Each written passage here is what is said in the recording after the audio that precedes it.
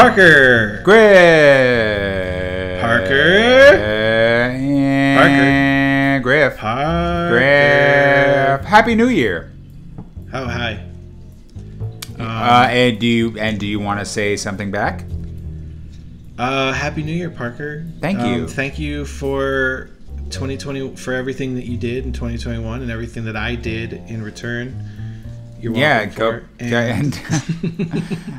Well, I'm mighty obliged to you, Grif. Much obliged. Now, if I could try some weird year, yeah, of a very strange life for our generation. You know how you watch a movie and then you watch a sequel and the movie, like the first movie sucked and the second movie starts off pretty good and you're like, oh, did they learn their lesson? And then no, it just does more of the same crap from the first one. Yeah, although I did like the Amazing Spider-Man, the Spider-Man trilogy, the original Spider-Man trilogy, the Raimi one, yeah, and like I always thought the third one was my least favorite of the three, but rewatching them, I kind of think the third is my favorite. There's a lot of good in two that people like. It's still a finely crafted movie that devolves into kind of a mess at the end because of studio interference, and that's long been documented. But like. Yeah, sure. That movie, I swear, there's a cut of that movie where, there's a cut ready where it should end with him taking off the black suit before he fights Sandman and maybe Hobgoblin alone. And then you do a separate movie with Venom, and you got a pretty good third entry. Oh, and cut all the Gwen Stacy stuff. Dear God.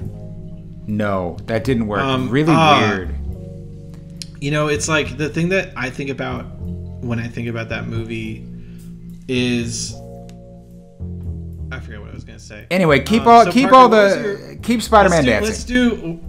This is our new tradition for Goldwynn Dinner Club. At the end of the year, we're gonna do the best of awards. Parker, the first category? What was your favorite game this year? And it doesn't have to be a new game. It just has to be the game that you enjoyed the most this year. Woo!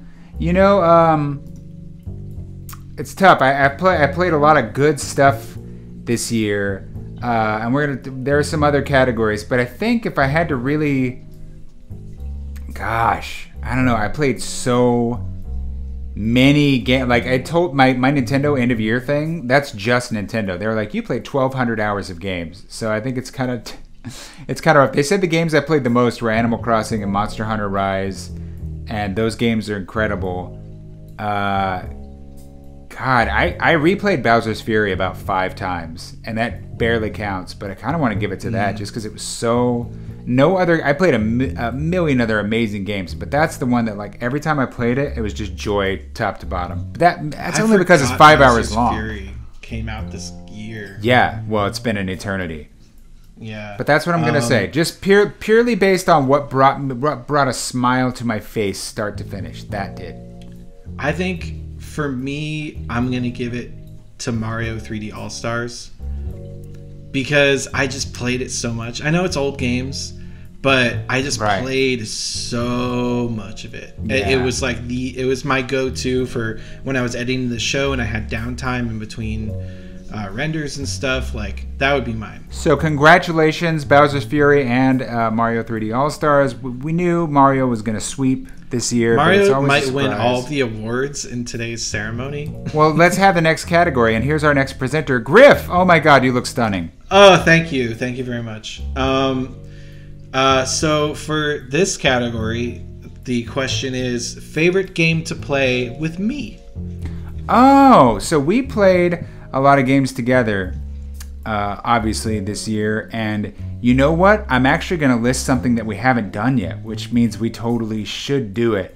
As much as I enjoyed playing games like, we played pretty much all the Marios and Smash Brothers and Luigi's Mansion and a smattering of N64 games. And as much as 3D World, like, has been a blast to play with you. You and I played through the Donkey Kong Country games together once, and that was just insanely fun. Yeah. And so we didn't record that, huh? No, that was purely for Teresa's enjoyment. Teresa would have me text. She's like, I want to see you and Grif play Donkey Kong. This is pre Goldwynn Dinner Club. And I was like, why? She goes, it's funny. She goes, just get him on the phone. I want to listen to you talk. And Donkey Kong Country 1 and 2. And then you pitched Donkey Kong Country 3 to me, and I laughed in your face. Yeah, you're like, no. I don't like that game. And our next, our present. Oh, wait. Yeah, am I presenting next? I didn't rehearse it. I don't have anything to wear. Oh, wait, I didn't say my favorite. I know, but what? So what's your favorite? It'll give me time to get it out. My favorite to play with you was Mario World because I whooped your ass. Yeah, okay. Our next presenter is Parker Simmons. Backstage, dude, you're going to get it. That was so classless. Oh, hi! Come in for a one shot. I don't need this guy ruining my my shot here. What was my category? My name is Grif, and this category is game to play alone. Okay. And is this the game we... all right, you know what? Definitely, I'm listing this one just because this category should almost be like game that neither of us would play. Like, you wouldn't... I'm going to pick one you would never play. You should pick one I would never play. I'm going to pick Shin Megami Tensei 5. It's been surprising and fun and challenging and weird. I feel like I'm in the last area and I've put it down because I'm like, A, I don't want it to end, and B, I'm also really, really scared. Like, that's how most good RPGs do me. I'm like, oh, it's so fun, and I know I'm coming up towards the end, and I don't want it to end, and also I know that it's going to be a pain in the ass, because when you get to the end of a good RPG, they always make every enemy have like a million debuffs, all the strength in the world. It's like, okay, the game's forcing you to get good, but it's exciting. It's got a beautiful aesthetic, weird music, just creepy demon Pokemon stuff. I love it. What's your favorite game to play alone? Your favorites? Assassin's Creed Valhalla, because I just got super obsessed with it. The combat was really good. Like, I really liked Odyssey. Odyssey hit all the right notes for me, but then Valhalla came out and they're like, we're gonna back away from stealth and we're gonna go more into just really good hand-to-hand or like one-on-one combat. And it makes like running into an enemy base and just taking on everyone at once really, really fun. Yeah. And I literally collected every single thing on all of the maps in that game. I played so much of that game, it makes my Korok run on Breath of the Wild seem like an afternoon leisurely activity. Damn. What's our next category, sir? Next category is, what game surprised you the most this year? We have got to have the same answer. Metroid Dread. I didn't even like, all of a sudden it existed and it came out and it was really insanely good. So I have a different surprise. Answer. Mine was Later Alligator. I'd never heard of that game, and then we were talking to Alex and Lindsay, and we did a whole episode where we played it with them, and I would have never even thought to pick up that game unless that, and I really enjoyed playing it, and I played through the whole thing after the record. It's a funny, adorable game. Pick it up. Pick up all the games we've mentioned. You can't go wrong. And our next category, sir. We're moving on from games now, I believe. Yeah. I did tell you all of them before we started, but I song. Forgot. I've forgotten all of them. Favorite song? Oh, song or like music. You know what? I pretty much only listen to game OSTs anyway. You're more of a popular music maven. I listen to it all. You listen to it all. Yeah, I'm a big nerd. So we talked about this before. I was like, I don't want to hear somebody's thoughts and feelings. Get out of the way. My feelings are too big to hear what you're feeling. So what song did it for you this year? So I listened to basically everything, but something that I was doing a lot while playing Assassin's Creed Valhalla was you can also play music on your console while you play. And I just had like a mix, and then not even one song, but I just had like a playlist set up that I hadn't even heard all the songs on yet. Yeah. And I was just really enjoying that. So I guess, I don't know, I don't have like a good answer to that other than that I just like constantly being introduced to new music and just constantly like. So Grif's music of the year is new music. All right, I'm gonna give you. Music. I'm gonna really pick. Specific. I'm gonna pick one, and it's tough, but I'm gonna pick just one song, and that's This surprised me because I've heard a million covers of this song. They never do it justice, but not only did this do it justice, it blew it out of the water. And then later, this band was nominated for a Grammy for a video game cover they did for Kirby, of all things. People are like, Kirby's nominated for a Grammy. It must be so weird for Nintendo to be like, we didn't make that. What? Kirby? What? So this is by the 8-Bit Big Band. They're incredibly talented. They have a cover of Chrono Trigger that just recently came out, but that's not the one.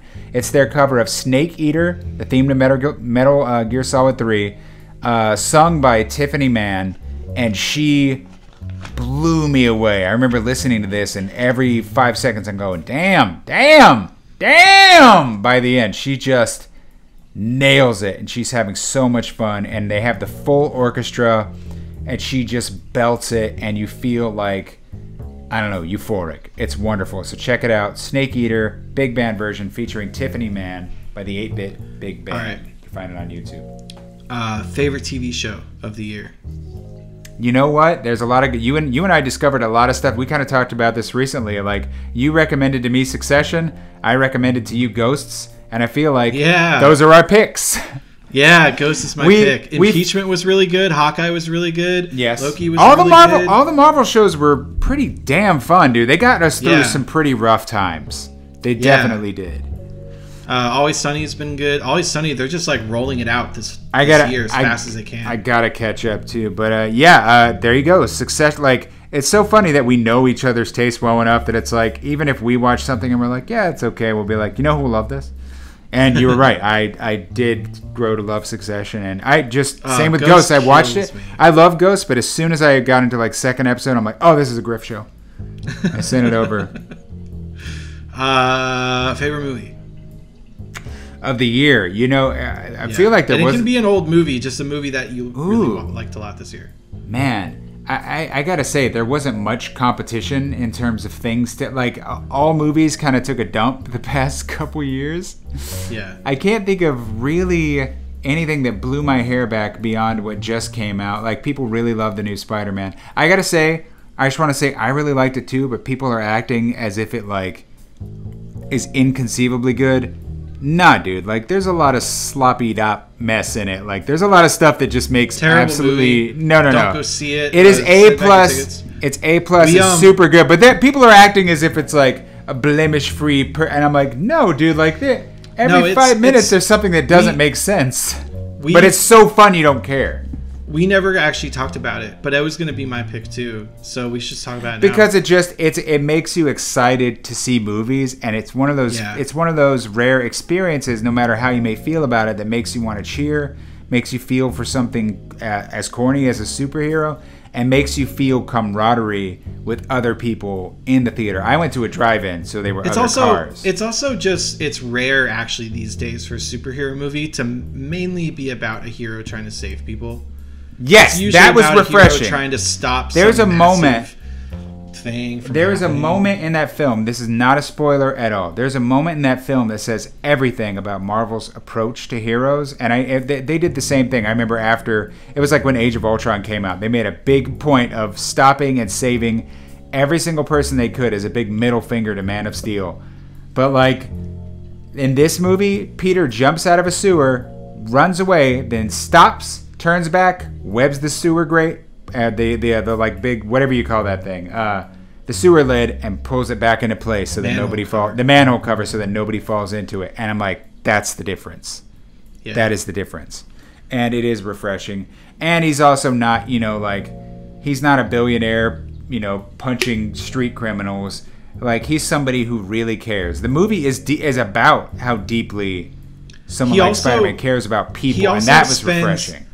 I said this to you before you saw it. I was like, this felt like the first Marvel movie where the big fight scene at the end isn't the resolution.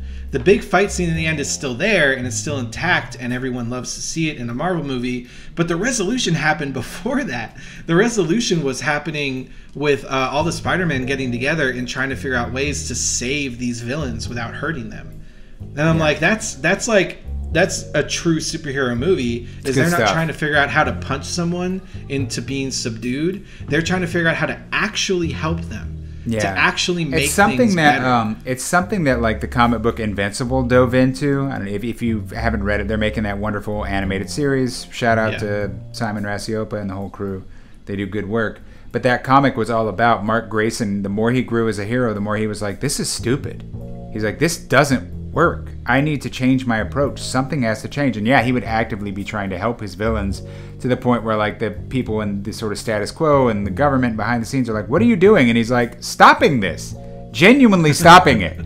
I could punch him, or I could talk to him and try to like figure this out. And of course it all ends up backfiring, but it's just, it's refreshing and it makes you feel good about being a human being. And when they first announced, like, you know, Doc Ock and Green Goblin and Sandman were all coming back, I was like, my biggest concern was that they were going to pop in through a portal, Spider-Man would have one fight scene with them, and then they'd go back into their dimension, and that'd be it for each character. And it was just going to be like a roll call of each one. But no, they all get to stay, they all get to do things, they all get to have like actual relationships that and character conflicts with each other, and it's not just about the action, it's about their motivations and what caused them to become evil, and about what we can do to take them back to normal. And and all that stuff with like having old cast members and stuff back is great too. But the biggest thing for me was that it was a superhero movie where the superhero is actually trying to do something good. Try to do something heroic and noble. Yeah, and not just trying to, you know, stop an evil villain from being... It's so important. It's one of my favorite things to do whenever I'm coming up with a story, too. Whenever it's like, and the hero does this, it's like, you know what? If you really want to have a knockdown, drag-out fight, your hero needs to exhaust all the other options first.